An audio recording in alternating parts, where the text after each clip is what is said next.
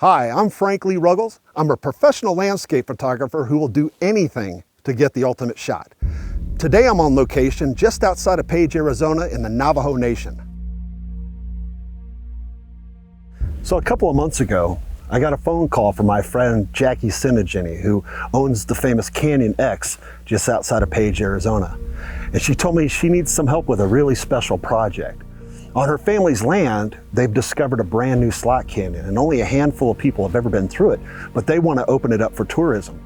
So they asked me if I could be the first person to walk through and photograph this canyon and take pictures, but they can't just be any pictures. These have to be photos that will inspire people to come from all over the world to experience this special place.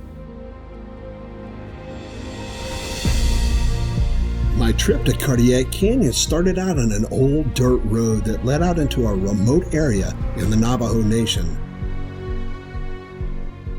When we first arrived, I still couldn't see the canyon. Nothing but desert in every direction. But then, only a few dozen feet away, the mesa dropped away to reveal a cavernous gorge. With my friend Justin Whitehair as my guide, we started down the sheer descent into the mouth of the canyon.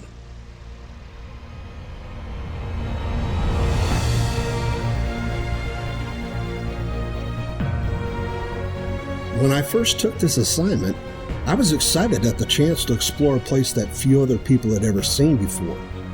But what I never anticipated was that I would learn the secret history of this canyon, a story that goes back generations and gives it a special significance that the Navajo people will never forget.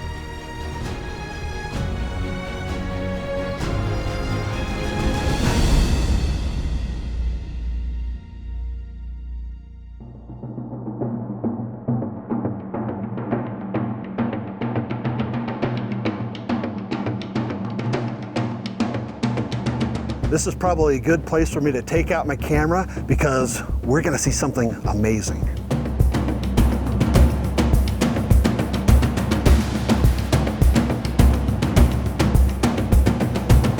So when you're shooting in a slot canyon, you have to almost always assume you're standing in the wrong place because moving a couple of feet sometimes can be the difference between good and great. And we're going for great.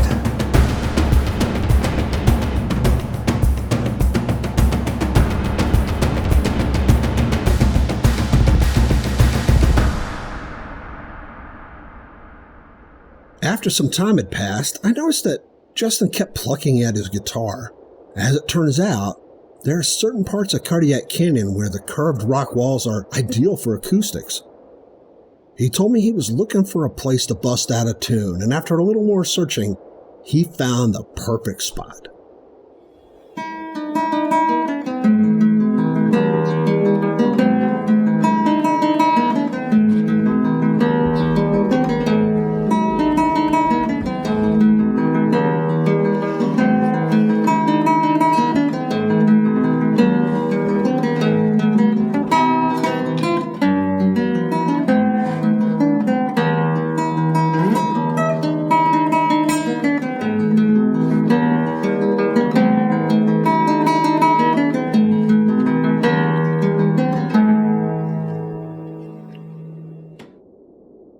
During a quiet moment of the expedition, Justin told me about his people and their connection with this canyon.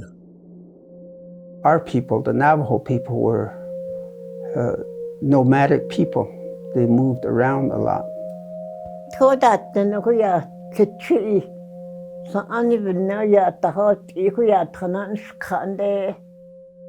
And then we started talking about the long walk of the Navajo in the 1860s. The United States government directed a person called Kit Carson to round up the Navajos. And the intention was to take him to a place in New Mexico called Fort Sumner.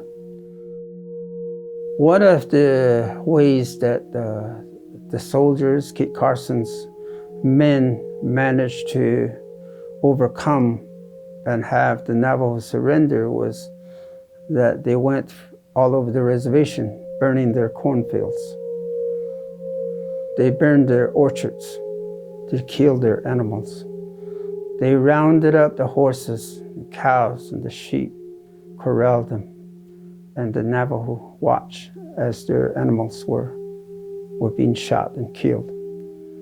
So through starvation, that was the main way that the Navajos came to surrender.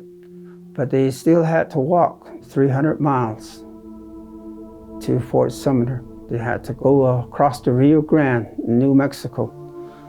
Those that were feeble, that were old, were left and they were shot on sight. Those that had little children, they starved. Justin explained that this canyon has a special significance to him because his ancestors had fled and hidden in this very canyon to escape the long walk. And as a result, they were able to preserve their culture.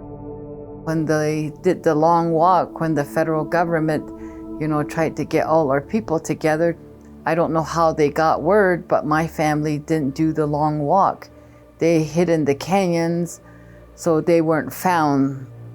The Navajo people hid in these slot canyons where only they know where to hide. And they were never part of the roundup that happened, and they carried on their life and never got to touch of their cultural practices. So these people existed and they kept their culture, their way of life.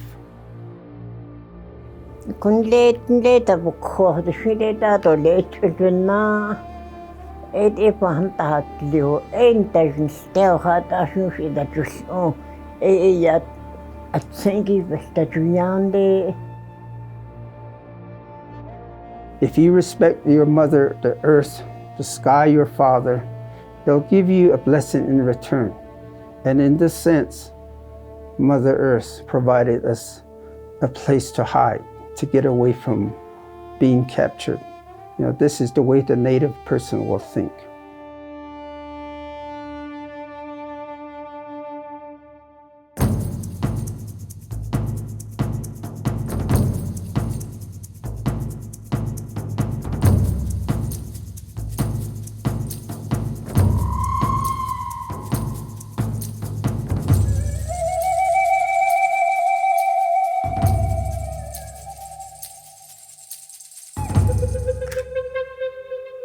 Oh yeah.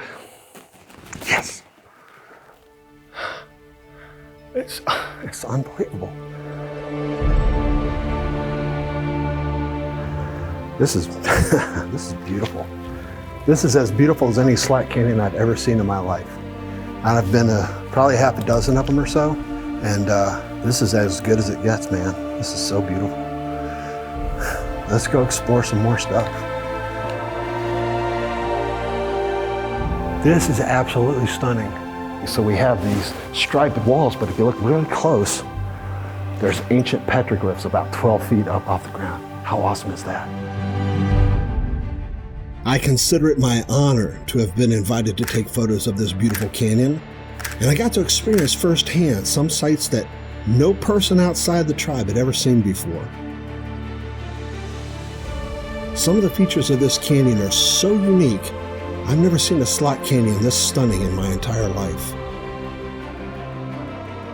My Navajo friends have told me that the nearby coal-fired power plant is shutting down soon, and once they open up this canyon, it could be a new source of income for them to make up for the loss of jobs. I hope my photos can help convince the world that Cardiac Canyon is a trip well worth taking.